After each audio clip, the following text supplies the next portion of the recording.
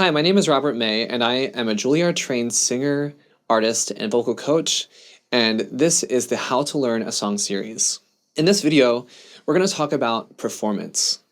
Now, at this point, you've done a ton of work if you've been following along with this series, and at this point, you should feel pretty confident in the singing and the acting all coming together as one.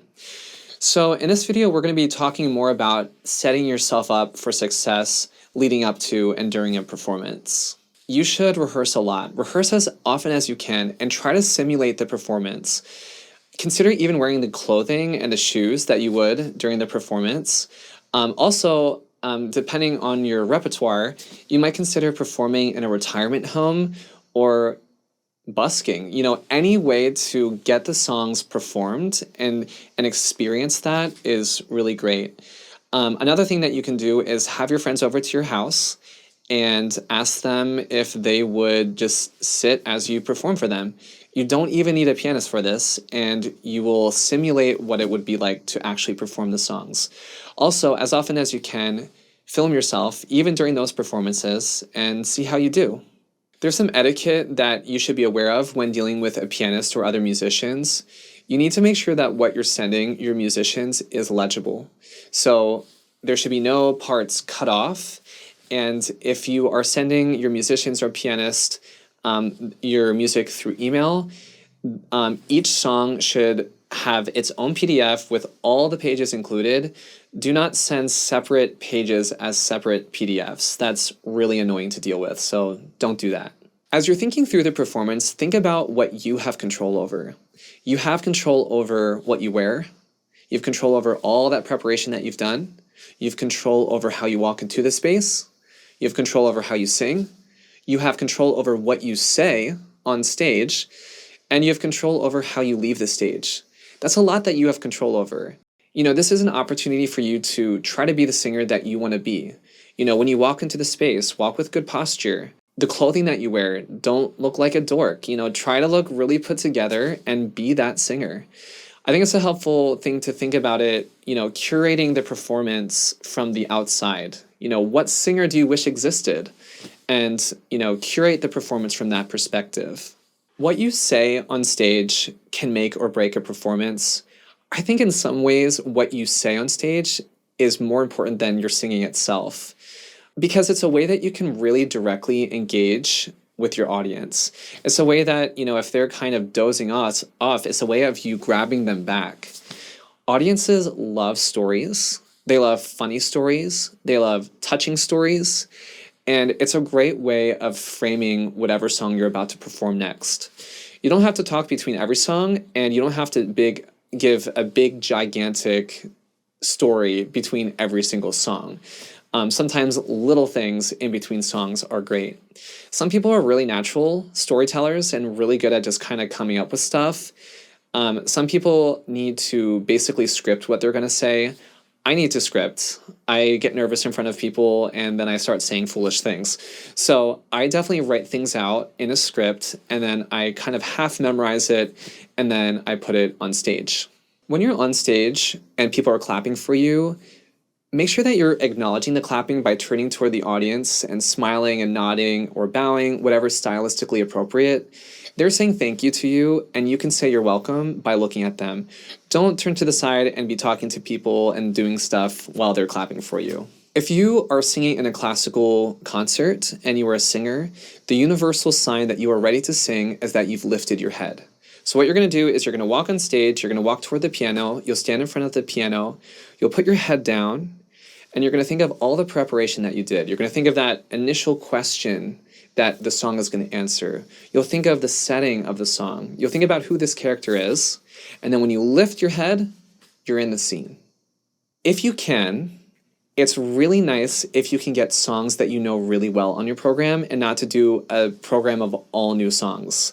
I have been in that situation and it's very stressful because sometimes you think you know a song really well and then you get on stage and you realize that actually this song is kind of awkward to sing and it doesn't quite fit me the way that I thought. So if you have songs that you've done a million times that you feel very comfortable with, try to get them on your program if you can. I received a piece of advice in college that there should never be more than half of a program that's new. And I actually think that's a pretty solid piece of advice. If you can, start with a song that you know really well, one that's very easy for you that you can really just nail. As you sing through a concert, your voice is going to go up. You're going to start to lose your low notes from the beginning, and at the end, the high notes are going to get easier. And so make sure that when you're programming your songs, make sure that the lower songs are going toward the beginning and the higher songs go toward the end. When you're singing, it's really important to read the room. So what I mean by that is that sometimes, I've been in this situation where I feel so prepared and I know the characters of every song and I'm just ready to go. And I'll get in the room and the room is super tiny and there'll be an audience of like 10 people and they're all in my face. And I'll feel like, I think this acting is going to be too big for this space. And so I've been in the situation where I just last minute don't do much with my body and just kind of engage them and break the fourth wall and, and not in my little acting bubble and include them. And I think that can be really great. I think in general, you should be flexible when you're on stage. You never know what kind of audience that you're going to get and what kind of space you're in. If you can see the space beforehand, that's really great. But sometimes we don't get that opportunity. So just be willing to be flexible.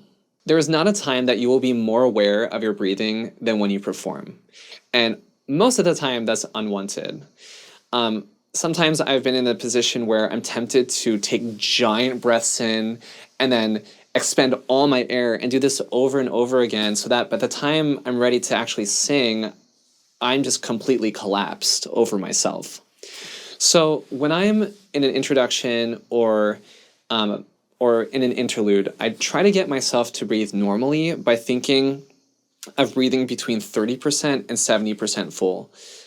So I try to make it as normal as I can, but I have to tell myself to breathe normally for that to happen.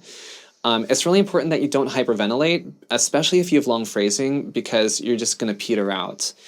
And if anxiety causes you to constantly hyperventilate and not be able to get through phrases, it is definitely worth it to look into beta blockers, which can help you calm your body down so that you can do the task. In conclusion of this whole How to Learn a Song series, singing is really hard. Singing takes a lot of work. And if you want to get on stage and do a really committed performance where you feel like every moment you know what's going on and that you're in control, it's a lot of preparation.